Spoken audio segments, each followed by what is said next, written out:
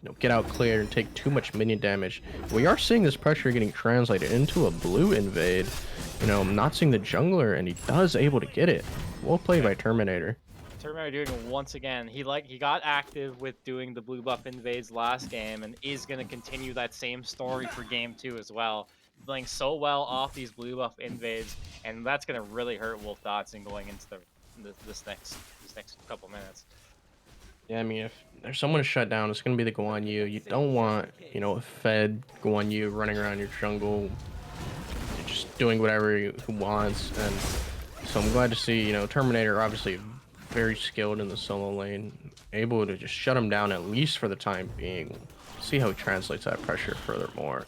Definitely. Freeze coming is going to be good off Dracull. Going to find quite a bit of damage off the Geo, but Geo's still safe right now. A little bit more damage off Nico too, but is going to be much from any kills to get. But all the pressure in the world right now coming from the Sugar Baby's dual lane. I mean, there's so much pressure afforded by the Shamir and such good wave clear coming out of the Charybdis. This is a very, tough lane to be in. Medusa has, decent wave clear herself, but, just the Shards of Ice plus the spike shot by the Charybdis. Oh my.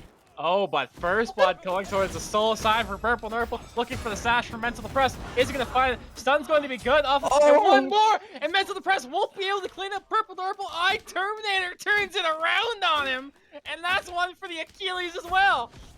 That is so tragic for Mental. I mean, if you say that Susano was one shot there, that would be an understatement. Absolutely anything would have killed him, but he wasn't able to find it. The peel was good by Terminator, and the jukes were even better by Susano. I mean, wow, well played by the small town girls. I mean, that's what you want to see. You want to see, getting active, where you can, with all the pressure coming from iTerminatorr on this Achilles pick. One you don't see too often.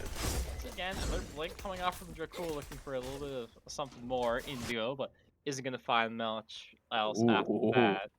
But they're looking to go for this purple invade, but at what cost? Because they're about to get sandwiched by the small town girls. Petrify comes out from Geo, but TragicFox joins the fight with BurpleNurple, and now Dracull is stuck. The mod does hunger though, is gonna find a stun on the Geo.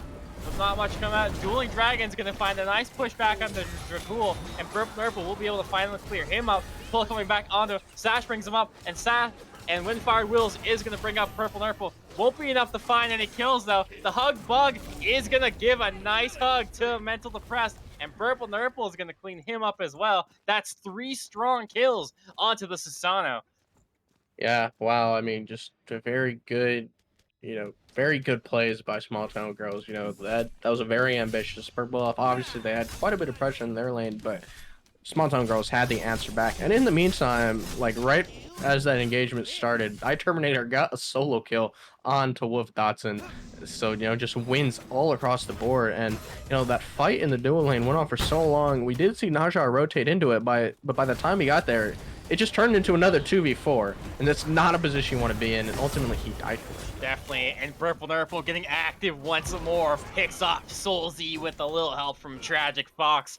That's going to be another fall from the Sugar Baby. 6-0 right now. And a fatal strike for iTerminatorr takes out WOLFDOTSON. Wow. Ow, and they're not even done. BurpleNurple comes back and gets another one off MentalDepressed.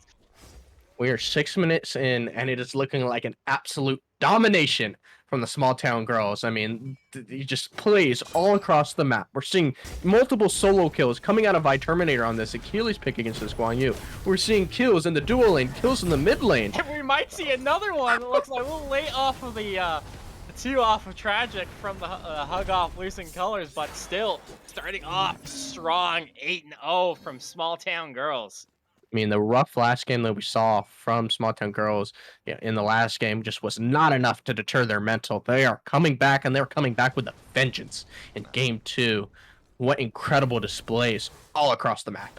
Definitely. It's one of those looks where it's like, strike me down, I shall become more powerful than you can ever imagine. And that's how the Small Town Girls are going about this game. As iTerminatorr 3 levels up right now on WOLFDOTSON. WOLFDOTSON is not going to be able to stand up to this Achilles right now. Yeah, Achilles not considered a very meta pick against this Guan Yu. He's considered hyper meta, getting absolutely dominated. I mean, there's just no other way to describe it. I mean, Terminator's going for blue invades 2v1. He's not scared. Obviously, Sugar Babies were able to secure it, but you know, it just goes to show the pressure, the absolute dominance that iTerminatorr is displaying here. Wow. Definitely. BurpleNurple runs into Soulzc and Dracull, but isn't gonna bring anything out of that. They let him go, no problem. Acknowledging that, you know, this Susano's pretty big. 5-0, level 8 right now, so he's doing pretty good for himself. Nico cleans up his own purple, and towards back mid with this 2v2 here. Just gonna be a little bit of wave clear, but nothing much else going on top of that. Yeah, the jungle and the solo laner of the Small Town Girls actually have all of their kills. The Achilles and Susano are so huge right now. They're gonna have to be shut down. They're the highest priority targets. If the Sugar Babies can get picks onto these, it's gonna be huge for them. That's where they need to be focusing their energy. Obviously, they just need to get the farm back up. Maybe not try to fight so much because they are not winning these engagements anywhere on the map. Definitely, but there is still a little bit of hope if you're on the side of the Sugar Babies right now. NykoMaster having a 1-level lead going off of Geo does have his Transcendence over halfway stacked, and the Devourer's Gauntlets for Geo haven't even been started yet. Wow. So there is hope right now coming out of the duo lane. Soulzc not too far behind either, off of TragicFox, might just taking over the 9, so is on the chase for that level deficit. The biggest since you have right now are coming out of the solo and jungle, but definitely think that towards this mid to late game we're really gonna see this Neja and the Guan Yu start to shine. I mean, yeah, as you were saying, the biggest lead that the Sugar Babies have will be coming out of the duo lane. We do finally see the Devos starting to get stacked by Medusa, and I'm surprised to see the Transcendence picked up by the Cryptus. As far as auto-attacked hunters go, we've strictly been seeing Devourer's Gauntlet. You know, Transcendence usually one that gets picked up more by ability-based hunters, so, you know, surprised to see that one. It's not necessarily the worst thing. You know, Charybdis does have the abilities to be able to warrant Transcendence. Dracull is stuck, and Dracull is going to be going down. The Ice Shards were dropped. It won't be good enough to get anything of it. BurpleNurple going to be securing his 6th kill of the match onto Dracull as he does fall once more.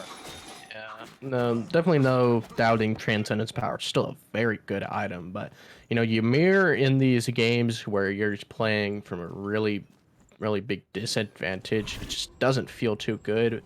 Ymir's a very hit or miss guy. If you're not doing well with him, chances are you might be feeding. You know, he's only 0-2 now, so not too bad considering the state of the game right now. But right now, what I'm looking for the Small Town Girls is how are they going to translate this pressure? We see a lot of grouping around the Gold Fury. That would be a big objective for them. That's where I would like to see them translate their pressure, translate their leads in items, their leads in experience. Because, you know, if you're not able to do that, then are you even really winning? But it looks like Gold Fury will be the call here. BurpleNurple on the front line. BurpleNurple does get the sash off of MentalDepressed. Does do a tons of damage. Windfire Wheel is going to bring up BurpleNurple. Might be able to secure their first of the match right here. The Mo Hungers, but Scarab's Blessing is better. It's going to revive that. And iTerminatorr comes around, picks up Dracull.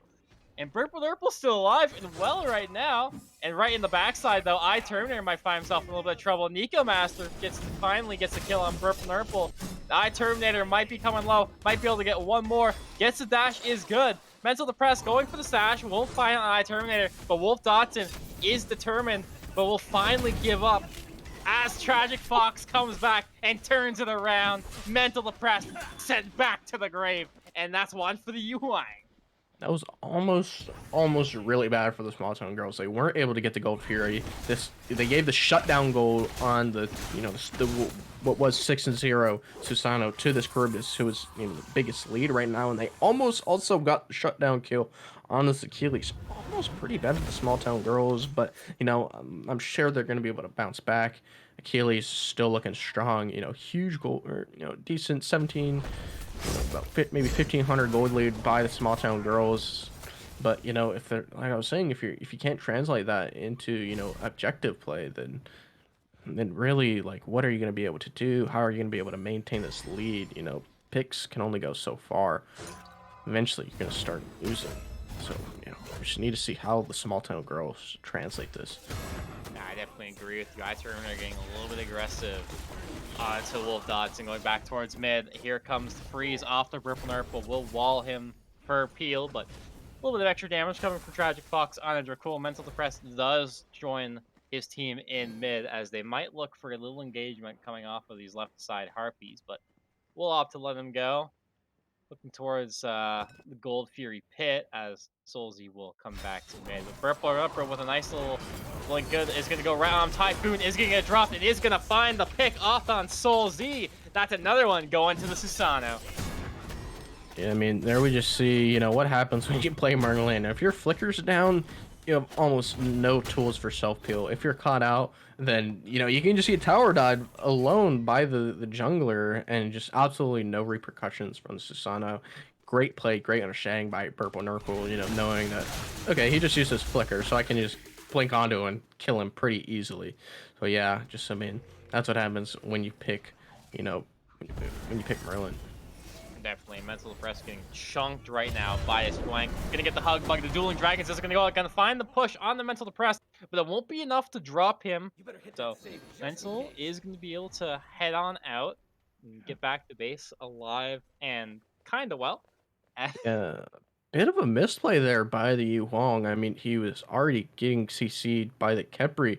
All his ult did, it did do a little bit of damage, obviously, but wasn't enough to kill him, and it just kind of pushed him away. Maybe he should have just waited for his regular cooldowns and then finishing off with the ult if he needed to. But yeah, bit of a misplay by TragicFox, unfortunately. Yeah, shards of ice being opted by Dracull, but finally coming back in is BurpleNurple on Typhoon will be good for the knockup, and that's going to be taken. But now he is frozen right by the tower line of the T1, but doesn't have the damage to take him out. Shell does get popped, will allow BurpleNurple to survive, but can't say the same for TragicFox as NykoMaster makes the rotation and does find the kill.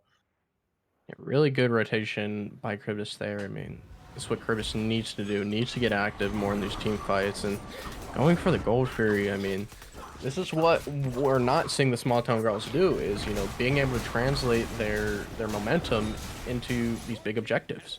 Definitely, and Sugar Babies do secure off the Gold Fury. MentalDepressed does get the sash in. NykoMaster will claim up Geo, and I think Lucent Colors was just a little bit late onto the Scarab's Blessing. Ults himself, and Geo will be sent back to the grave.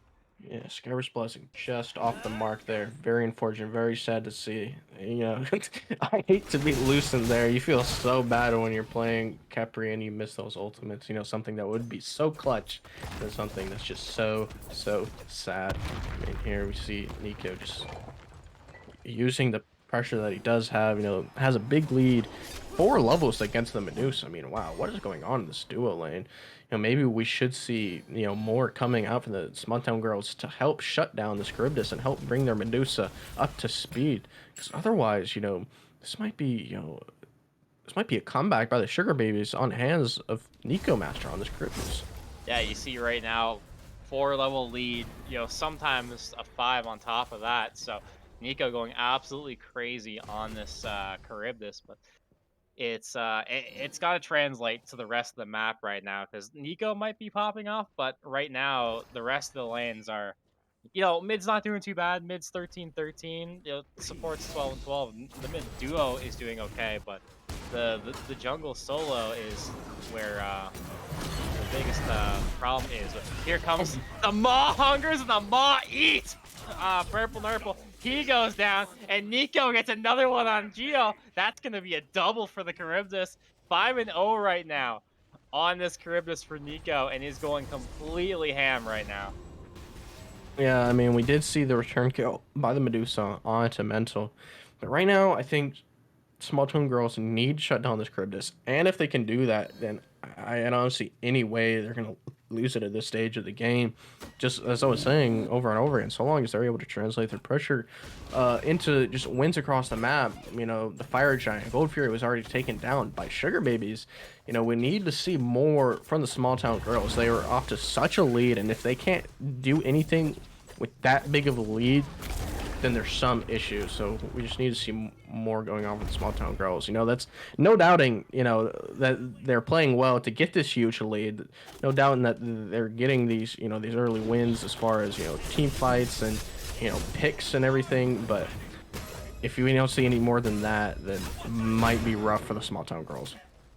Definitely. Dracull, a little bit of damage going off the iTerminatorr, but is going to be able to heal himself up just a little bit, so he's not too worried about anything. But unfortunately, it's kind of just been the name of the game where it looks like Dracull's wanting to get aggressive, but is just not in the position to do so. And I think that's kind of been the name of the story of the game, where Dracull's trying to make these big Ymir plays to get aggressive, but isn't able to find what he's looking for in a lot of these scenarios. Yeah, I mean, Ymir is just a very high pressure, you know, go in, get these big CCs, big ultimates, get these kills, but fortunately his team just isn't quite up to speed. You see the Pyro getting... Definitely Typhoon gets launched right at MentalDepressed, does bring him low, but not enough to kill him. So we'll be able to retreat back into the jungle. Dracull with the initiation onto iTerminatorr does find a little bit of damage there, but will be able to get off scot-free back into the jungle as they do head back towards their greater Scorpion. Okay, yeah, well played by the Swanton girls. This is what I'm looking for. You know, they were able to get the Pyromancer, you know, find something on the map. We're almost able to get MentalDepressed. I think it was, you know, the right play for BurpleNurple to, you know, dash away instead of just trying to commit to this kill. Because right now, at 8-2, he's probably worth a little bit more than the 0-5 Nasha. Yeah, I definitely have to agree with you there, as Nico going to be heading right towards Geo with no mana at this point, used everything on that dash, and is going to get chipped down by the spike shots off NykoMaster. Blink coming in from Dracull, Blink being used by Geo, but it will, beads being used by Geo, but the beads will not be enough, as Nico is going to be securing his 6th kill of the game on this Charybdis. Yeah, I felt like it was pretty safe to say that Medusa was dead there. I feel like he did not need the beads. There was just no way he was getting out of that, unfortunately. You know, it's the risk you take when you push up to take these towers, to take these objectives, and without too many, you know, without the proper wards that you need from small town girls. Looks like they did get some down. Definitely in a 1v1 being taken off by MentalDepressed onto BurpleNurple. Typhoon will be good, but won't be enough to secure MentalDepressed. MentalDepressed coming out on top of that one, though, courtesy of the Windfire Wheels. Yeah, just good rotations by the Sugar Babies, helping out their jungler, you know, and securing the kill onto the Susana, who was, you know, doing very, very well. Ooh, the tower dive. Ooh, good whirlpool form. Able to dodge out the ult by TragicFox. Looking like more engagements coming around as the Oni Fury spawns in. Are the small town girls going to be able to answer back to this? They might be able to. The Sugar Babies are pretty low, so if they're able to get a big burst of damage, they do have that potential. It's just losing colors on the Khepri, and there's not going to be too much with that. They do secure off the Gold Fury. Geo with a little late Petrify isn't going to be finding much else off of that, but WOLFDOTSON does join the party, and that's just going to be all there is to it. They're just going to grab the gold, have a nice clean exit off of the pit, and yeah, just a real nice win coming off the Sugar Babies right there. Yeah, the first 10 minutes of this game were so dominant for the small town girls, but these last 10 minutes have felt very rough. I mean, a Gold Fury and an Oni Fury going for the Sugar Babies despite the huge lead that the small town girls once had. They lost their gold lead now, and you know, they are able to get some wins. They're able to get some tier 1s, definitely necessary. But I mean, you know, where did all of their pressure go? What happened to it? Is NykoMaster just too good on this Charybdis? Ooh. Not too sure, but MentalDepressed is in trouble. BurpleNurple is going to get chipped all the way down, though, but does get out off of Nico, and MentalDepressed gets picked up and is going to be sent back to base. Soulzc in the back with iTerminatorr taking on 1v2. Fatal Strike will be good and will take out Soulzc for the double kill on the Achilles. TragicFox going up, and he is out of here. And with that, going back into the whirlpool off of NykoMaster is going to get the freeze on the iTerminatorr. Going to look for a little bit extra damage. Not enough to be able to take him out just yet. The Maw does hunger. The Maw's going to have to stay hungry, as NykoMaster is going to be getting out with that, and that's going to be all there is to it. Just 2 out, 2 kills for iTerminatorr on the Achilles, and Look at T1 and Solo also going to be chipped away. Oh, it doesn't get the TP off.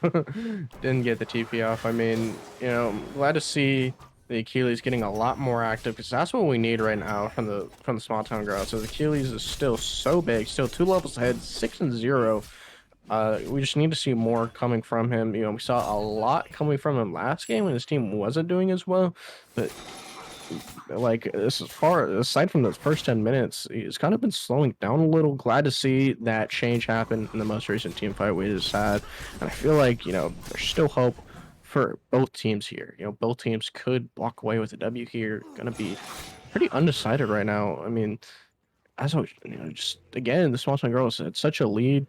They were, but like, yeah, right now they're down in gold. I mean, they lost 2 gold furies, or at least a gold fury and an oni fury rather, but just not much they're able to do right now. Definitely, NykoMaster looking to get a little bit aggressive onto the soul side. Going to be chipping away. iTerminatorr finds a little bit of damage onto him, just taking a little bit over the 50% HP point. WOLFDOTSON does still keep aggressing onto him, but is going to be joined up by the rest of his team as Tragic, Lucent, and Burple are all around. And if they can find some picks here, it could be looking at the first Fire Giant here. The Maw Hungers is going to pick up Lucent Colors, but while all that's happening, iTerminatorr is just autoing down Nico. Isn't able to do much, but here comes BurpleNurple. The Typhoon comes in, 3-man knockup and 1-man down. NykoMaster finally gets dropped. Geo is going to claim up MentalDepressed on his backline as well. Soulzc going to find a double knockup off his purple stance, but here they are fully going in now. Ice Shards of Ice is going in, but Dracull is all alone. GeoMaster is going to get the Scarab's Blessing. Will keep him alive. Dracull still on the run, finally gets dropped by our Terminator. Another double kill coming off to this Achilles. We'll get another one last hug coming off from Lucent, but won't be enough to go any further on to WOLFDOTSON. 4 down right now on the Sugar Babies, grouping around this Fire Giant pit, and Fire Giant finally started up by the small town girls. Yeah, I mean, this is what we needed to see from the small town girls. Just these decisive fights that demonstrate that, hey, we're winning this game. There's nothing you can do about it. I don't care about you, Charybdis. You know, we're just gonna blink in, triple Sasano ult you, and then my Achilles, who's, you know, 8-0, is just gonna clean you up. I mean, yeah, this is what I was looking for. This is the changes I was hoping to see from the small town girls. They were able to get the Fire Giant, biggest objective on the map right now. You know, now we just need to see what do they do with it. Are they going to be able to get these tier 2s? You know, we're going to see the Primal Fury coming up in just a few minutes here. So, you know, what are the small town girls going to do with it? Are they going to be able to keep up their momentum? Very, very well played from the small town girls. I imagine they're going to be able to do more with it. We even saw the Medusa having a little bit more value.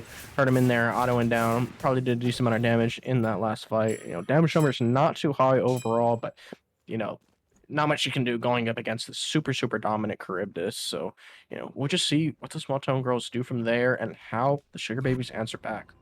Definitely, especially when you have one of those games where it feels like you're not able to do anything in the lane. The second you go into a team fight, you do have more potential targets to really get those damage numbers up, and I'm hoping that's what we're going to be able to see from Geo coming into the late game here, with this Medusa being such a great team fighter with the acid spray, with the petrify.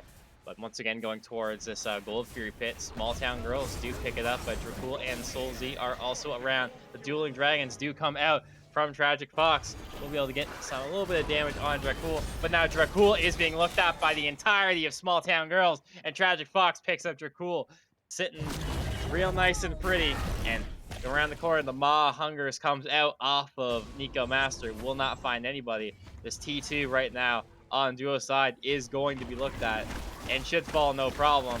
But on the other side, BurpleNurple decides to poke his head out, say hello, and get the mage and the ADC of Sugar Babies to back up, as now T2 mid is also being looked at. Yeah, I mean, yeah, here, this is just what I'm trying to see from the small town girls. Just absolute dominance of 5-man, just running around, tanking objectives. You know, on some of the Sugar Babies, I don't know if that Gold Fury was really worth defending. They, ended up losing their Ymir. It would have been nice for the Sugar Babies to get given the protections that was recently added to it for towers that we once saw on Draugr once upon a time. So it would have been nice, but ultimately with 5 Fire Giant buffs, I feel like there was just nothing they could do with the Ymir just walking up like that without the whole team there. Ymir's just gonna die there, no doubt about it. And then they weren't able to have him for the left side defense, but we're seeing better grouping here on this right side tower siege. Looks like we're gonna be able to get it. It's going very low. See how the Sugar Babies respond back. Definitely, but the biggest thing to look at here is BurpleNurple just killing off. I think Dracull did spot him out, drop the wall to kind of block his vision. And there's not going to be much else after that. They're not going to be looking to siege for any birds quite yet. All the T2 towers have been dropped, and all of your neutral objectives have been taken. So they're definitely going to have to, probably looking for a reset here, possibly, as they do probably have quite a bit of gold they want to spend. So going to be able to try and finish up some more of their builds, and for maybe potential final push. Yeah, I mean, yeah, I feel like, trying to siege a birds there maybe have been a bit ambitious, so I'm glad. I agree with the choice that they made to just back off, take all of the right side farm that they can get, go back, upgrade all your items, finish off the builds, get any red pots you might be able to afford. I feel like it's a good call by the small town girls. Maybe look towards this next fire giant fight when it comes up in a few minutes. They still have, a few seconds left on this fire giant, maybe, or this fire giant buff. Maybe they'll look for something. Doesn't look too much like it. Looks like they're just, as you're saying, just farming up little, topping off their builds, topping off their gold, warding up, just going to see how the rest of this game goes. Looking to see what, teams are going to be doing, if anyone's going to step out of position, any plays that they can make on the map. Yep, and for the most part, we're seeing the small town girls being able to finish off a good chunk of their builds. iTerminatorr and BurpleNurple are able to finish off theirs, topping iTerminatorrs off with that contagion, so a little bit of anti-heal coming off of this Achilles. And then the Medusa almost completely finished too, just needs to upgrade that cowl, but did finish it off with that Wind Demon, so gonna have a little bit of crit coming off of the Medusa as well. Yeah, we see a bit of milking action by the Khepri, able to top off the rest of their trebuchet. That'll be very nice for Phoenix Siege if they're able to secure this fire giant. We do see some de-warding by the Sugar Babies, but now we see the small town girls grouping up, positioning around this fire giant. They know it's coming up. They know they want it, and we see a couple backs by the Sugar Babies, maybe in vain. I mean, we see Merlin on the left side of the map. What are you doing there? But Dracull's in trouble. He gets hit by the tip of the circle, and he is stuck in place. iTerminatorr is coming in hot. Shell gonna have to be dropped by Dracull. And honestly, that's good enough for iTerminatorr. He got what he was looking for. Doesn't need to go any crazier with it. And the one thing is to look at is that now they are down their support, as they are all 5 strong around this enhanced fire giant. Susano playing up, maybe looking for a pick. Maybe finds a lot of damage on the Soulzc, though. That's going to have to push him back. Gets topped off by WOLFDOTSON, but Fire Giant does finally get started off by Small Town Girls, just a little bit over 50% right now. Does get dropped, looking to engage into a fight. MentalDepressed is going to sash right in the TragicFox. Petrify will be good, and BurpleNurple will be able to fit the final hit on the MentalDepressed to get him. Typhoon is going to get launched up and launch 2 knock-up on the NykoMaster, and is going to get claimed up by Geo as well. Dracull, trouble once again, going to be added to the Medusa's kill count. That's a double kill for Geo. And with that, that's going to be all there is to it, as Fire Giant is going to be looked at once again by the Small Town Girls. Going to be able to finally claim up this enhanced. Very, very decisive fight by the Small Town Girls, and we saw them, absolutely dominate the early game. Rough middle game, but this late game looking like how their early game went, dominating these team fights, getting every single fire giant. This one being an enhanced fire giant. I'm looking to see some Phoenix Sieges. They do have the trebuchet on the left side of the map. See if they use that. It does look like they might be walking over to activate it. We'll see, though. I mean, yeah, just very well played by the Small Town Girls. Maybe a little bit of rough grouping by the Sugar Babies. I think Naja sashed in and unfortunately missed the Windfire wheels. If You know, if you're sashing into, you know, 4 people and you miss your Windfire wheels, you are done as Nasha. You are as good as dead. You have to be hitting that. Unfortunately, it was off the mark and ultimately led to the demise. You know, we just see, you know, small town girls, you know, looking for the probably the Primal Fury, and then after that, they are sending the Trebuchet down the left side of the map. So looking towards a, you know, left Phoenix Siege. Will take a bit of a minute for the Trebuchet to get all the way down the lane. So maybe he'll go for a mid or right Phoenix in the meantime. But you know, maybe by the time they get there, maybe they're waiting on the Trebuchet. Maybe they know it's going to be a minute, and they want that in their game plan. But it does look like a pause coming through. Definitely does look like a pause coming through. So looking towards small town girls might be looking to push down this left, but in the meantime, we will be right back at the end of this pause. We will see you guys shortly.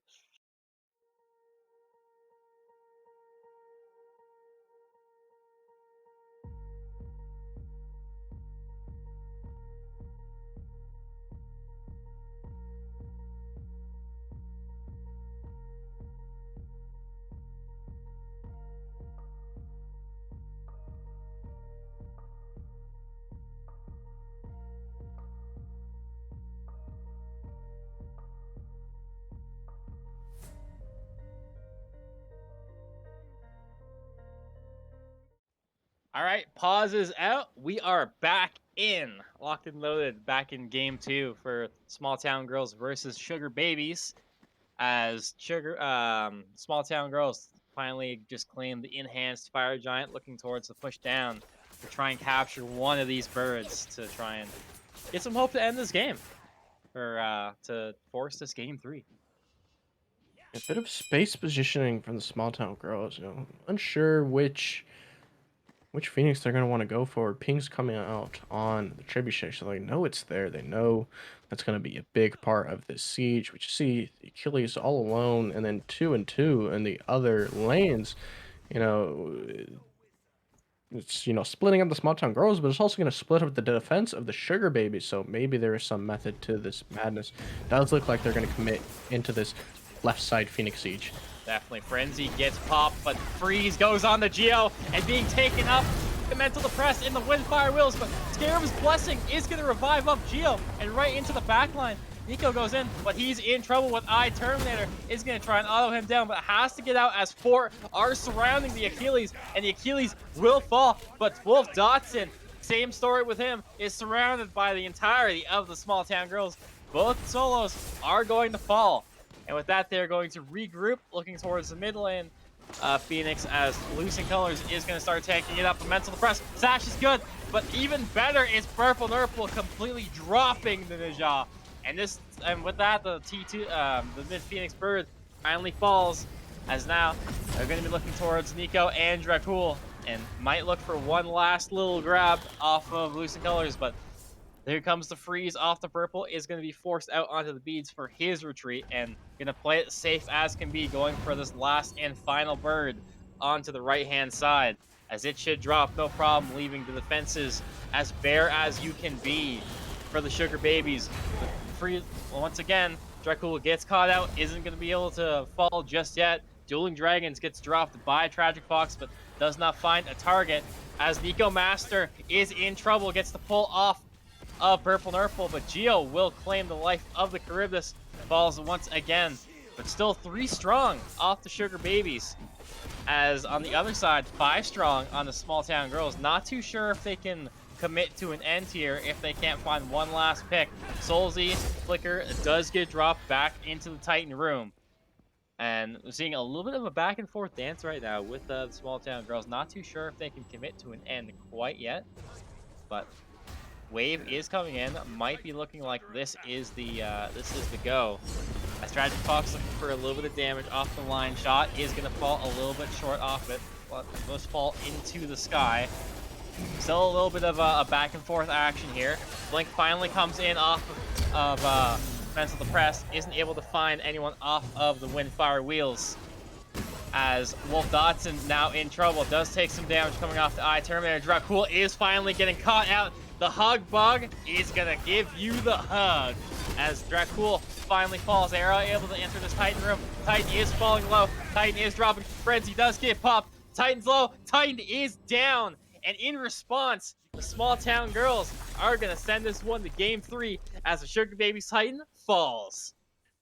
Very well played by the Small Town Girls. I mean, it was looking rough in the mid game. I'm going to be honest, it was looking like it could go either way. We saw them absolutely dominate in the early game and then absolutely dominate in the late game, getting every single fire giant, absolutely doing everything that they were supposed to. And then just the systematic takedown of the Titan and every single one of the Phoenixes. I mean, we saw, just pick after pick coming from the Small Town Girls. We did see the return pick onto iTerminatorr, but, in the meantime, it didn't matter. It might have slowed down the Titan siege, but they were still able to just take down every Phoenix one by one, and then ultimately when Achilles returned, they were able to just push into the Titan room and seal the deal. Wow, very well played by the Small Town Girls. Yep, they played it well, they played it safe, and they played it, I'd say, as clean as they could possibly clean it for the most part. A little bit shaky in the mid game, but were able to come back 5 strong into the late game and be able to really continue their dominance of what they started in the early game. And I think that was a difference maker. BurpleNurple was doing a great job at finding those solo picks, being able to really just turn the tides of a lot of these fights, bringing a lot of one man advantages coming for his team entering these team fights. And I think that was a big difference maker right now for the Small Town Girls. And Geo came back, had a little bit of a really rough early game, but towards that late game, really came to his form into those last few team fights and really started to come off strong for the Medusa. And I think that's what they kind of need to do. If he can stalemate the lane, not go down too badly to Nico, and come back late game and really start to pump his damage out, I think he'll be able to get it done. And Yeah, yeah, I agree with you. I mean, if your team is just absolutely farming the enemy team and you're just having a rough thing, your goal in the game is to not feed. But one thing I want to look at right now is the difference in the damage numbers between the jungler on either side and the solo laner. I mean, 13,000 by the jungler and solo laner on the Sugar Babies compared to 38,000 and 28,000 on the side of the Small Town Girls. I mean, wow, what a difference. I mean, are we going to see changes in the drafts and the picks and bans? Are we, not going to see this Najah get valued? Are we going to see a Susano ban? We're going to see, what changes did the Sugar Babies make coming into game 3? definitely. And all those questions will be answered. And with that being all said and done, we will see you guys in game 3 picks and bans for the Sugar Babies versus the Small Town Girls.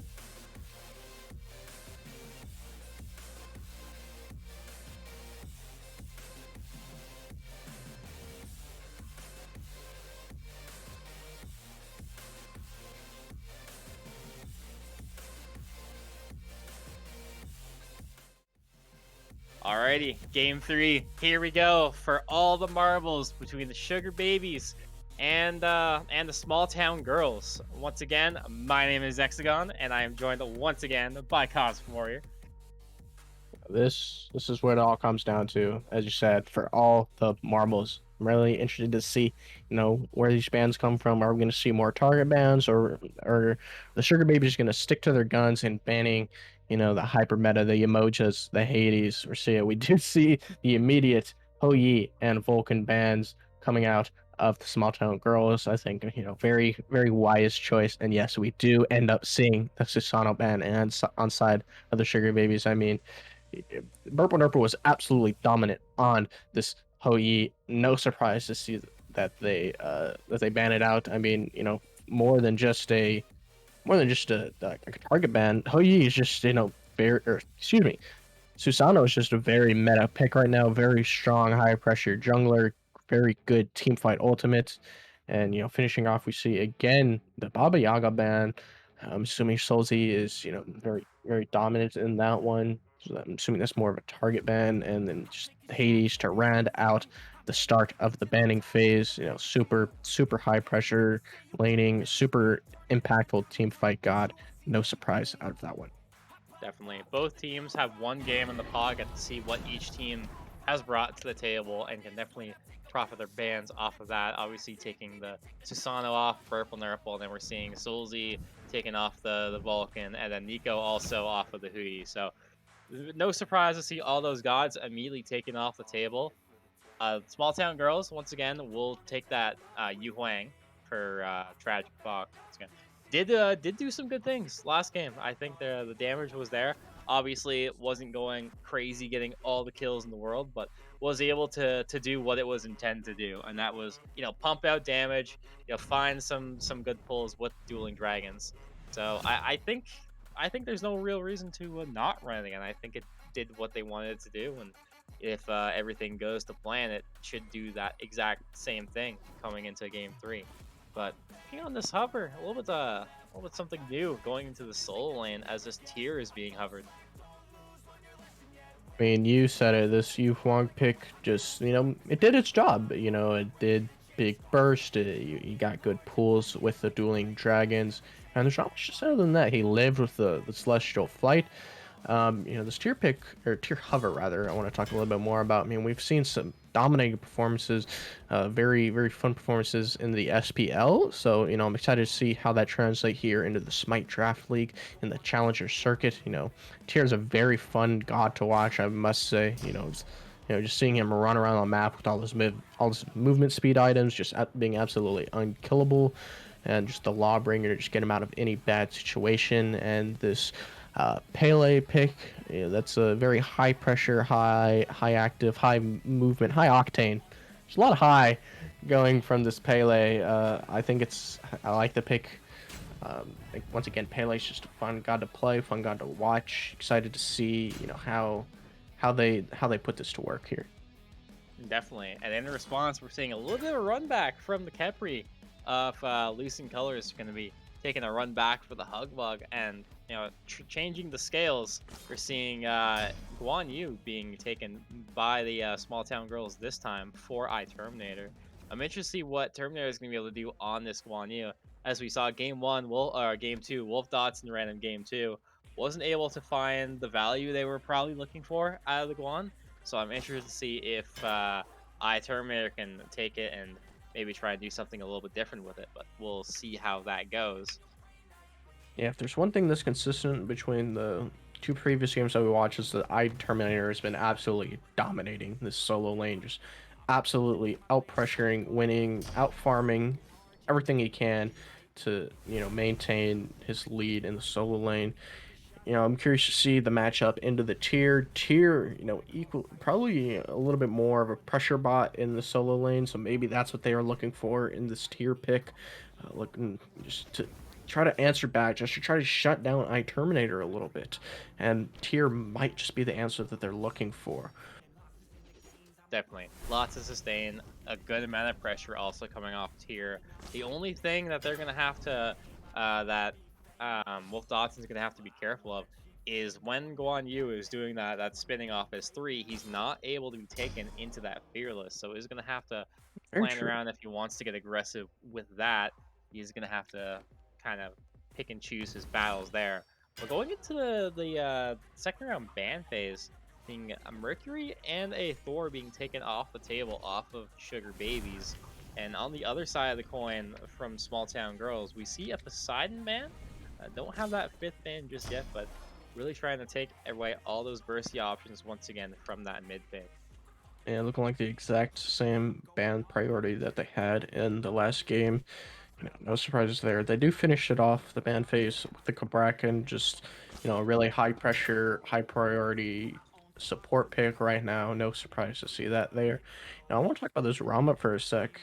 Rama is one that we've seen, kind of rise up a little bit in the meta as far as the Devos changes went. The piercing autos, very good for pressure in the dual lane. We know what Nico can do with pressure in the dual lane, and we also the main thing that I really like about this Rama pick is that, if Nico is able to, do more to help his team, ADC is one that plays a bit more farmy, a bit more greedy. But with this, global ultimate, we're going to be able to see that pressure translated into other lanes, translated it maybe into, early gold furies, early picks. So I'm really happy to see this Rama pick for Nico here.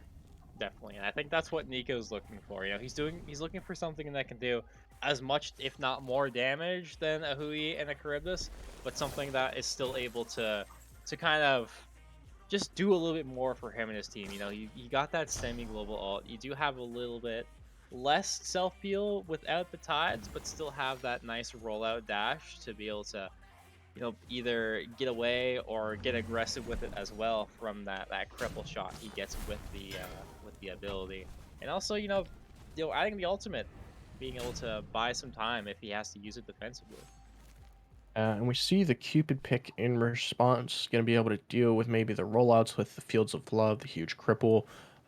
Just a solid ADC pick. Nothing wrong with it. Really good in the early 2v2 fights. Really good team fight capabilities. Hopefully we'll see Geo shine a little bit more with his Cupid pick, and then the Thanatos pick. Very interesting. Thanatos very hit or miss. If you're in a team fight and you miss your scythe, you're as good as dead. Scythe may as well be a second health bar. So we're gonna see if iTerminatorr, or excuse me, if we're gonna see if BurpleNurple is gonna be able to put value in that. I think it was a good pick into the Geb, the shield. Just not gonna mean anything against that execute. Definitely, and then the Raw gets selected for Soulzc to even out the conclude this draft coming off from the Sugar Babies. Interested to see how this goes. Lots of potential for coming off of that shot off of the Geb ultimate from the Cataclysm, and he's got tons of chances to really utilize that. But we'll see how it goes in as picks and bans are all finished and we're ready to get into game 3. So here we go for all the marbles. This is the Sugar Babies versus the Small Town Girls, and we'll see you soon.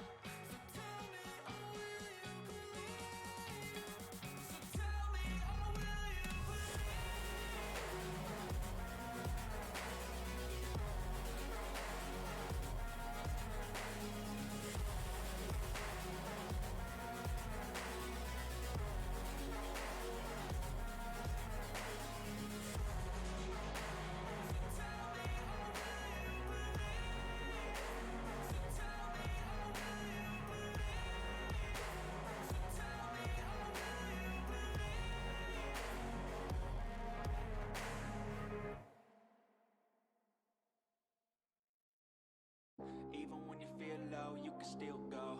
Even when you feel slow, you can still go. Even when there's no hope, you can still go. I never answer to no, man, I still go.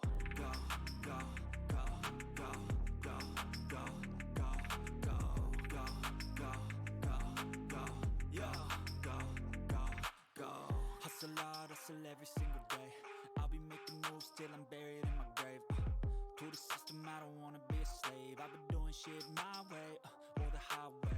And in the driveway is a nice range. Cause I grind through the climb, I invite pain. You'll never hear me, bitch, nah, I don't complain. Just gotta flip the switch and you can go and obtain anything you want, anything you need. Your mind's got the key ingredient, it's belief. They deceive with the negativity, but I just slide right by that energy. Even when you feel low, you can still go. Even when you feel slow, you can still go. Even when there's no hope, you can still go. I should've known, man, I still go, go, go, go, go, go, go, go, go, go, go, go, go, go. Alrighty, game 3. All the marbles, picks and bans are over with, and this is where we let the gods do the talking. As sugar babies and small town girls will be going at it one last time in this set to decide who's going to be taking home this dub. And who do you got? Who do you got, Cosmic? Who do you think's taking this one? I mean, you know, if I'm just judging off drafts, I think I like the small town girls drafts just a little bit better. I like the Guan Yu, I like the Khepri, I like the Cupid. But, you know, that's no down the Sugar Babies, no down, you know, Nico and the Sarama. We're going to see how that ends up going. I'm really interested to see how this Ra plays out. Very, very hit or miss god. You know, if you can hit those ultimates, you can hit your ones. You know, the damage is nothing to something, no joke. I mean, the damage is insane. You know, not having the Aegis is huge. Big team fight, or big fight Speaking here. of damage, we're seeing a lot of it early coming out of this solo lane. WOLFDOTSON is going to be pushed immediately under this T1, especially with MentalDepressed here as well. Lots of damage being exchanged, but I think that the small town girls get a good chunk of it dealt just a bit more, as a completely different side on the other side. The Sugar Babies were able to hit 2 off that first wave. Nico was able to get the rollout aggressively onto Geo, and now they're looking at the Scepter to really help out this lane clear. And we see, you know, Tyr going to be able to reach in some of that damage back up, but we do actually see the anti-heal starter from the Guan Yu. We see a bluestone for the Tyr, you know, a bit more damage, but not in the anti-heal, which I wouldn't have been too upset by, considering, you know, they do have the Guan Yu and Thanatos, lots of healing capable, and, you know, the Cupid as well. I feel like anti-heal is going to be a priority for the Sugar Babies here, but I mean, it's hard to go wrong with Bluestone. Bluestone isn't Bluestone, and you are Tyr. You know, if you're not dealing, you know, damage, getting huge pressure with your Fearlesses, you're not doing a whole lot. Definitely. And with that, you know, iTerminatorr plays that well, goes into the spiral just in time to evade getting knocked up by the Fearless. Will be sent under his tower for now. WOLFDOTSON going to be looking to go for his blue buff here, but Cheeky. BurpleNurple is around. He knows, though, he's going to try and get the invade. Does. Looks like he is able to get it, and WOLFDOTSON is going to be blueless for this next little bit. What a big, big help for iTerminatorr, as he's going to have a lot more wiggle room against this tier. Yeah, that's very tragic for this tier. Judging by his mana pool, I'm sure he's not too happy that he's not getting that. I mean, you know, what are you going to do if you just get silenced out by Thanatos and then he scythes your blue buff with, you know, 70 HP? Very rough for the tier, but do see, you know, still see a little bit of pressure coming out from the tier. He is able to outclear the Guan Yu, you know, believe it or not. Tier's outclearing someone. No surprises there, but you know that blues are going to be a bit of a thorn in the side for this solo laner. And nice little hug coming out for Nico. Is going to have to roll out all the way back, as he does get stunned up by the Harp Bomb as well, Geo. But Geo going to be in the same pool, going to dash away as well, so. And there we just see, you know, just a quick glimpse of the value of this Cupid, you know, just being able to just back up from, you know, kind of an aggressive push and just healing it all the way back up, you know, just no punishment, nothing lost by playing aggressively. Definitely not. You know, Cupid's one of those great gods that can do, you know, he can do a little bit of both. Like, he can get aggressive, but he can also play at the back. And for the most part, you'd almost say he's better on the back front than the forefront. At least until he gets that Fields of Love ultimate, where he can kind of just chill in lane, do what he needs to do. He'll clear, but he's not gonna go for any kind of crazy double kills unless that opportunity, you know, precedes itself. But that's all there really is going to be to it, as he's going to work out autoing down Dracull right now. NykoMaster does hit 5, as well as Dracull could look to get aggressive here with a Cataclysm, but dash comes out from both of them. Hovering Death around mid as well, coming out from BurpleNurple. He's only going to use it to get into the back of the jungle for Sugar Babies. Might look for a little bit of an invade, but as they look for that blue buff invade. But here comes Oh, gonna pull in Dracull into the tower. Dracull was looking for the Cataclysm, but wasn't expecting loose. And here comes the Astral Barrage coming out from NykoMaster. All 3 shots hit. All 3 shots are good, and Geo falls. That's first blood for the Rama. you know, I was uncertain of whether or not all 3 shots would even kill, but absolutely they did. Incredible display by Nico. I mean, I'm not surprised that he's able to land all 3. If anyone's going to be able to do it, it's going to be him. Oh, Pele forced to ult out on this aggressive speed buff invade from Thanatos. I mean, to be fair, that's how you play Thanatos. If you're not playing Thanatos aggressively, what are you doing? So yeah, great, you know, just great use of the pressure coming from the Thanatos. We see a lot of aggression here in this mid lane. Cataclysm coming in from Dracull early on is going to take hit up TragicFox, but BurpleNurple does join the fight, finds a little bit of damage off on Dracull as well. And that's gonna force the retreat off of the Geb, and that's all they're gonna be really used to it. As looking towards solo, iTerminatorr looking like no mana at the moment. WOLFDOTSON looking a little bit better for wear, but might not be too much. Looking for a Fearless, is not gonna hit the mark though, and is just gonna stand there like, oh come on. Happy about that one. That could have been a kill, like maybe. iTerminatorr was pretty low there. I'm sure he's not too happy about missing that. Otherwise, pretty free Fearless. Bit unfortunate to see. You know, just we see that Raw, you know, decided to skip a starter. It's personally not what I would do. I feel like, you know, the 10% CDR from, you know, Sands of Time, or even just the passive damage from a Condo Gem, if that's what he opted for, and just, you know, absolutely huge wave clear. Not that Ross too concerned about wave clear, but, you know, maybe we'll see him pick it up second or third.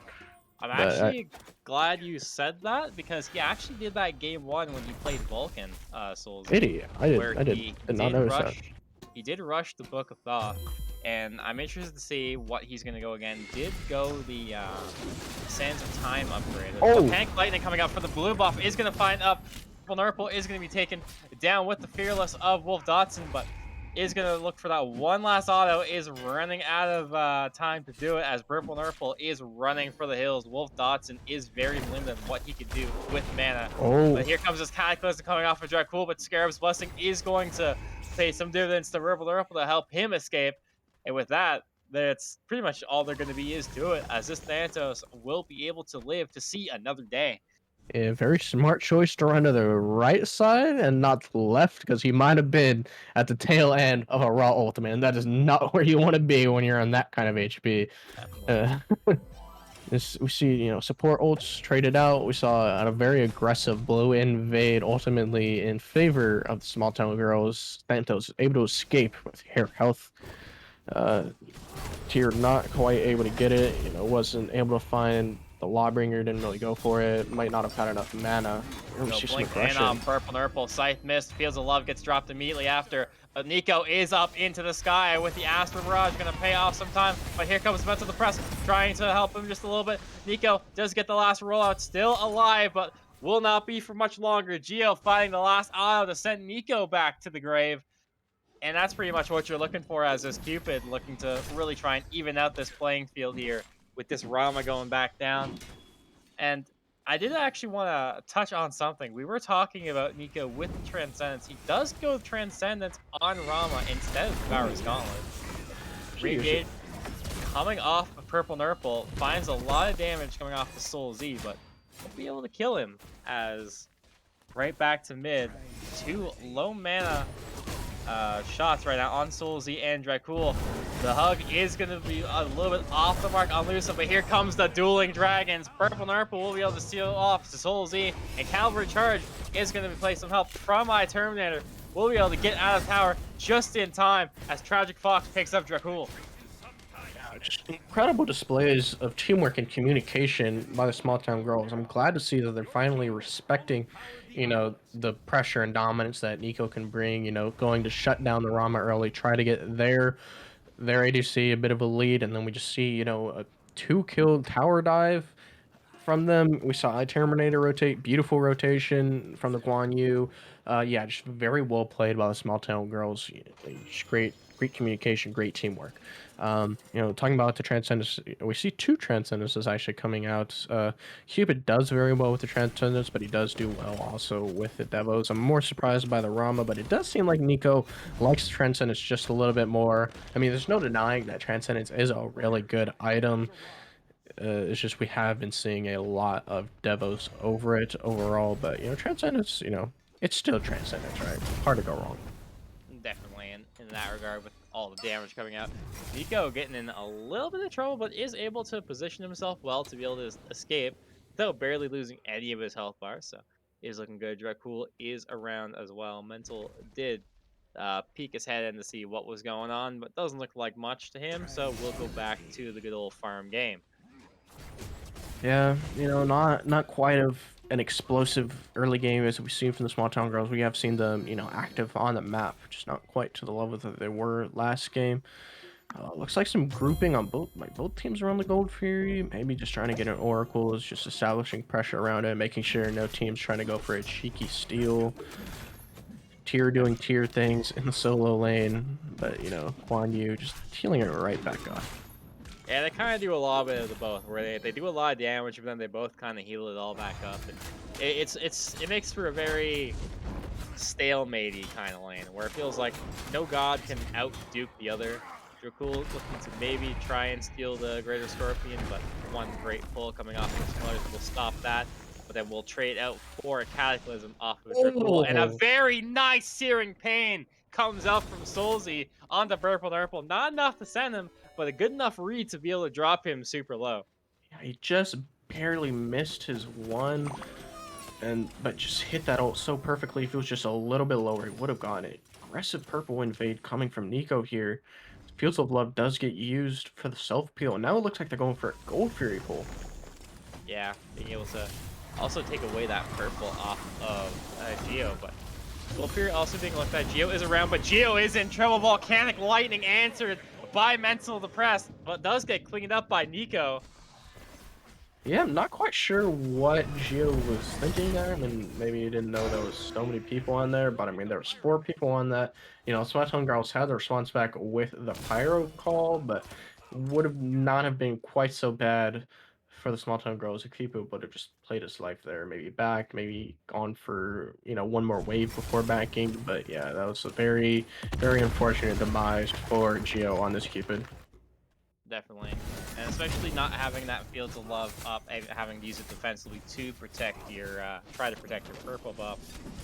Unfortunately, I don't know if stepping up there was the play, so I think it would have been just better to just let them have it at that point. But going towards solo, and WOLFDOTSON is getting completely gone on, as Lawbringer does have to be used. Hovering Death, he is going to just be held on just for a second with BurpleNurple until they can secure that execute. Does it nice and cleanly, and with that, sends WOLFDOTSON back to the grave. Yeah, I mean, just 2 CC ultimates used, or CC immune ultimates to, you know, just tower dive him. Not much Tier is going to be able to do. Tier thrives on, you know, crowd control and, you know, just putting him right underneath that threshold very well. You know, good patience by BurpleNurple, but to wait for him on the threshold to just get the quick, clean execute. Very well played by iTerminatorr and BurpleNurple. Definitely can't ask for much more than that. And right now, 5-2 on the board. Small Town Girls, really looking good. Really, even though it is 5-2, Sugar Babies have been doing well in the farm department, as they are the ones ahead in gold right now. So yeah, heading gold yeah, Sugar Babies are heading gold. They were able to get that Gold Fury. Decent answer back by the Small Town with the Pyro call. They are able to get this tier 1 on the right side, able to answer back. Ooh, here we go. oh, Nico's getting aggressive though with these The Scarab's Astral Blessing. Barrage, but the Scarab's Blessing will be good enough. Oh, that actually killed with that last shot and brings the Cupid back to life. So Geo gonna have another lifeline to be able to try and keep this lane going on against Nico, going towards mid. A little bit of damage exchange coming out from TragicFox. Yeah, I mean, he's not missing these Rama ults. Very, you know, smart for Lucent to respect that, put the Scarab's Blessing on, and make sure that his teammate's going to be okay if he gets sniped out, which he did. So, just not much to say other than that. Just more back and forth brawling in the solo lane here. Looking like a little bit slower game compared to the first, and especially the second. Some aggression in the mid lane. It's definitely staled out, and I think it's because with both these teams dropping one game, they've kind of established this kind of respect for each team where, you know, either team can capitalize on a misplay, and I think they both recognize that, which is why they're not trying to, you know, be as, you know, suns out, guns out as they were hoping for. Yeah, I mean, when, you know, the whole set is on the line, both teams not wanting to get too over aggressive, and as you were saying, suns out, guns out, just don't want to get caught out here, but they are going for an aggressive invading into this jungle. Might be getting caught out here. Hovering Death is going to be activated up by BurpleNurple, looking for Dracull. Dracull responding with the Cataclysm, but won't be enough. BurpleNurple finally cleans up Dracull. A Cavalry Charge going in onto Nico. Nico goes up into the sky, and the Astral Barrage. Dueling Dragon just get popped out on Soulzc. A rollout coming out from NykoMaster will be responded with the Fields of Love, but then Volcanic Lightning off of MentalDepressed, looking for one more shot on Geo. Won't be good enough. Searing Pain just off the mark. Geo is still being able to stay alive, but now being looked at as Soulzc is now stuck in a corner with nowhere to go except back to the graveyard, as iTerminatorr will clean him up. That's 3-0-5 on the Guan. Yeah, I mean, just great grouping, great call-outs by Swanton Girls. The Sugar Babies kind of did exactly what we were saying both teams are trying to avoid, just getting caught out and taking a big loss for it. You know, fortunately for the Sugar Babies, the only thing that they lost was, you know, all of their lives. There's no, you know, big gold fairy, you know, pyro doesn't even get. The only thing they can get, and they will get, is the tier 1. So, while it was a big loss for the Sugar Babies, definitely could have been worse. Definitely, in that regard, I do have to agree with you. Not too bad. It's not in the worst scenario. So it really pulls the Small Town Girls up 1,000 gold off of that last engagement. So they're not doing too bad at this point, but definitely going to want to try and clean up for the next fight so that they can try and get themselves at forward momentum. Yeah, I mean, 4 kills is still 4 kills. You get all the gold from that, all the experience from that. Definitely a win for the Small Town Girls. And as you said, are able to pull just ahead in the gold department. We're going to see how both teams go going forward with the Primal Fury respawning.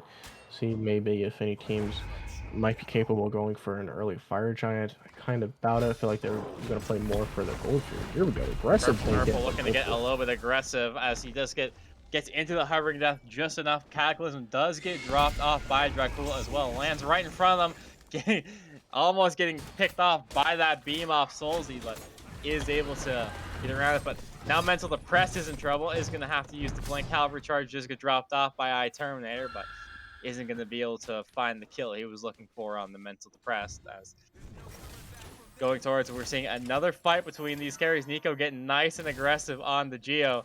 One more, looking for one more Astral Arrow. Here comes the rollout. Fields of Love is being used. That's going to send Nico into the skies. One more ought to do it, and one more will do it as NykoMaster finds the solo kill on the Geo. Yeah, I mean, Nico is just standing out every single time, even when his team is doing bad. He's just looking so hot in this dual lane, you know, in these 1v1s, no matter which pick he's on. We saw him do it on the Hoyu, we saw him on the Charybdis, and now we're seeing him again on the Rama. Very, very well played, incredible display of skill. You know, Rama, such a fun ability to use, such a fun ability to see. The snipes, just pure skill, and, you know, just such a powerful tool, both for, you know, the damage as well as the sort of self-peel that it gives you. So yeah, I'm really liking Nico on this Rama pick, and I mean, I've liked him on every pick, to be real. He's been absolutely dominating Geo respectively. I feel like Small Town Girls might want to do a little bit more to try to shut down Nico, no matter which pick he's on. Soulzc is getting in a little bit of trouble though. Did not spot that BurpleNurple was in the back. Finally gets taken out by iTerminatorr. Can bring him down. Hovering Death is going to land on 2. That's going to stun out WOLFDOTSON and Dracull. Dracull flying low, but the Cataclysm will get dropped, but one more scythe will secure the deal onto him.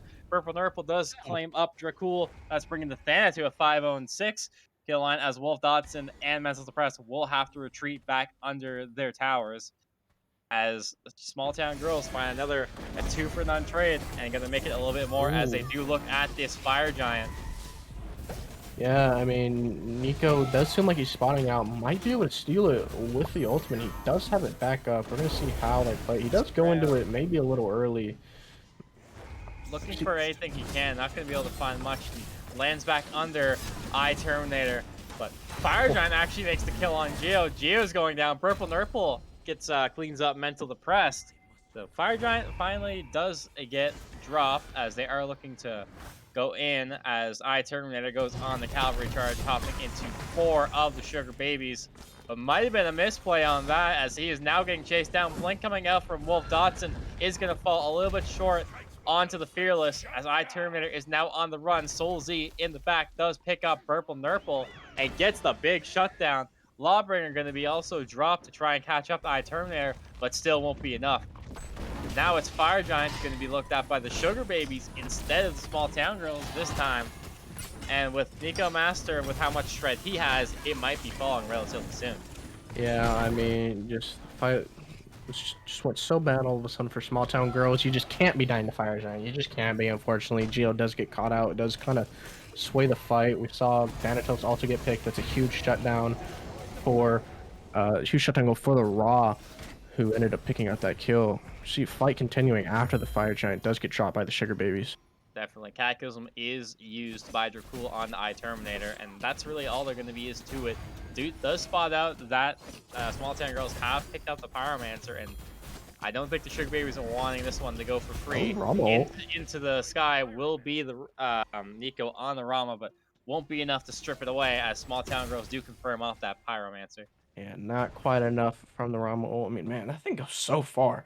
It's a really long-range ability. I feel like saying semi-global might be cutting a little bit short, but I mean, pretty global presence. I mean, he was nearly in the freaking solo lane, all the way over there. He was testing it. Glad to see the Small Town Girls finding their own momentum, going for this Primal Fury. As they're 12-4, but they lost the Fire Giant, they lost the first Gold Fury. So we need to see that these Small Town Girls doing more with all of the pressure as far as kills go. Definitely. BurpleNurple went into the sky with that hovering death, did not opt to go in aggressively with it, but is now going to be on the run as WOLFDOTSON is into the back line of the Sugar Babies, going everything in. Terror's Blessing does get dropped on the Lucent Colors. Fields of Love being used as well. Volcanic Lightning is going to be dropped in by MentalDepressed as they are still on the run. Small Town Girls still staying strong. Only TragicFox falling. 3 are going to be able to get under their Phoenixes pretty safe as well. A very nice engage. Only losing 1 is a pretty good sentiment coming off of the Small Town Girls in that situation. Yeah, 1 for Gold Fury. It would have been nice if they were able to get off scot-free, but I mean, that Raw ultimate is, it's on point today. He's hitting them.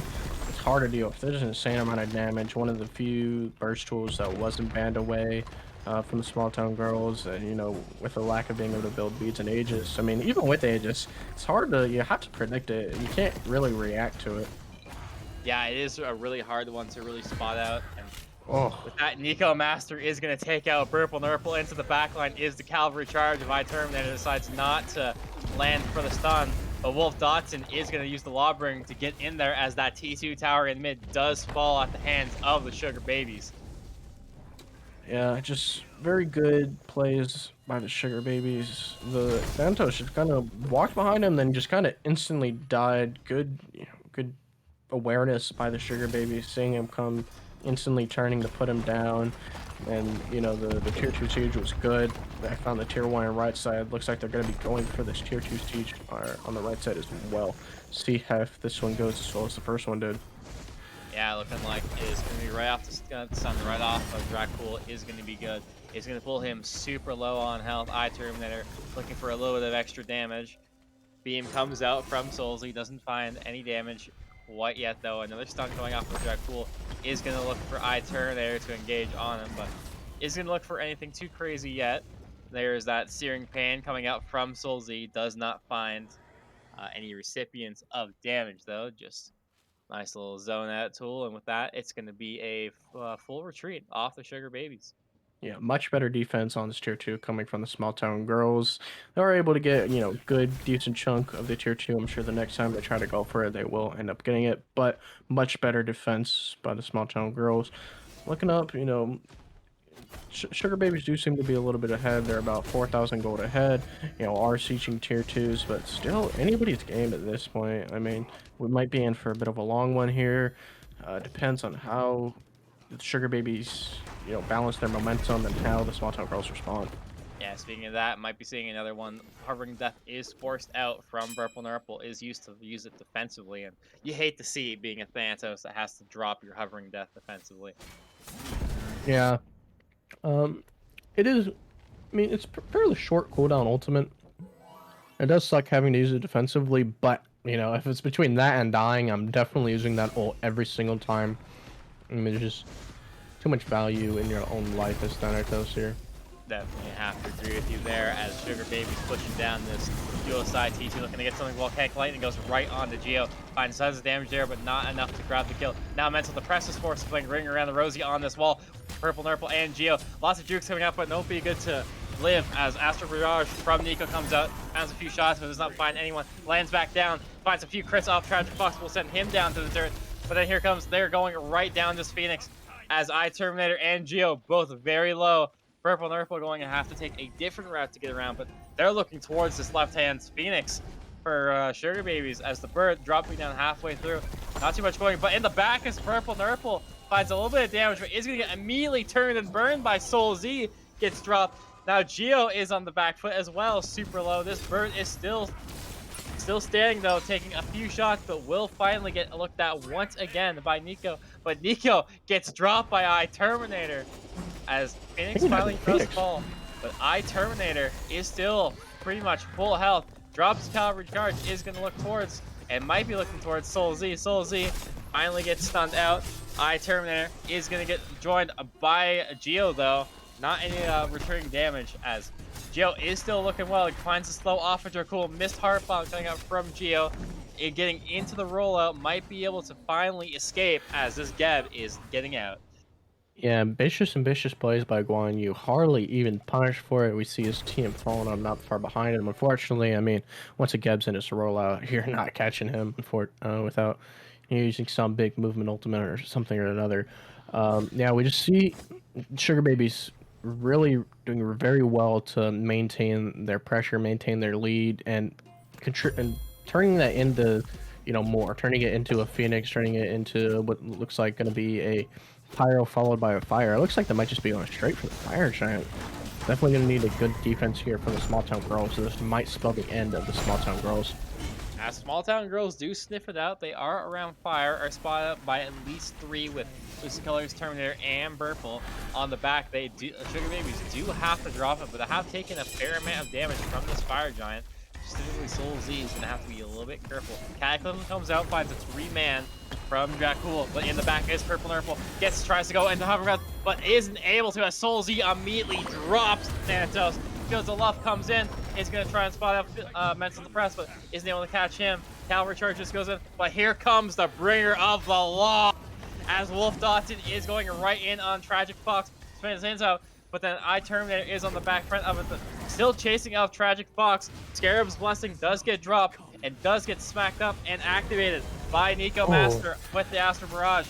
As TragicFox is still on the run, Dracull into the rollout, stops out for a knockup, isn't able to get it, but in is a blink coming through the wall off of WOLFDOTSON, finally finds TragicFox, and doesn't look like they're done there, as this T2 on solo side finally does drop, and they are looking maybe towards the bird a little bit more, but might actually regroup and go right towards that Fire Giant. I mean, yeah, just despite the Small Town Girls' best efforts to try to get away, I mean, Sugar Babies were just W-king it so hard. We saw the blinks over the walls by the tier. We saw, beautiful Rama ults, almost nearly getting the pick back on after the Scarab's Blessing with the same ultimate. Ultimately, he does end up getting picked anyway. And I mean, just great performance by the Sugar Baby right there. It's gonna probably lead to this Fire Giant. But Soulzc gets caught out sleeping by iTerminatorr and sends him back to base. And they went for the back to reset ultimately, as opposed to just going straight for the Fire Giant. And Soulzc did end up getting caught out. Very unfortunate for the Sugar Babies, but might not be enough. We'll see how the Small Town Girls go along with this pick. Are they going to try to go for a Fire Giant of their own? How are they going to deal with this? I'm interested to actually really see that answer, as they do at least get the Pyromancer, so something does go the way of the Sugar Babies, keeping it getting a little bit bigger of a gold lead than they had before, up 7k at this point. So are really getting in on these objectives and all all these invades are paying dividends to that lead. Right. As yeah, I think it's either going to be this fire giant they're going to look at, although it does become enhanced in 20 seconds, so it will be a little bit stronger to deal with. Or they look towards the Oni Fury that's up right now, which, buffs those minions real nicely, will give you a little bit of pressure in all lanes for about a wave. But Losing Colors is going to get aggressed on by Dracull.